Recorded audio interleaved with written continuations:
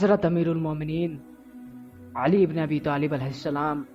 نہج البلاغہ حکمت نمبر 145 میں ارشاد فرماتے ہیں، کتنے روزے دار ہیں جنہیں روزے سے بھوک اور پیاس کے علاوہ کچھ نہیں حاصل ہوتا ہے، اور کتنے عابد شب زندہ دار ہیں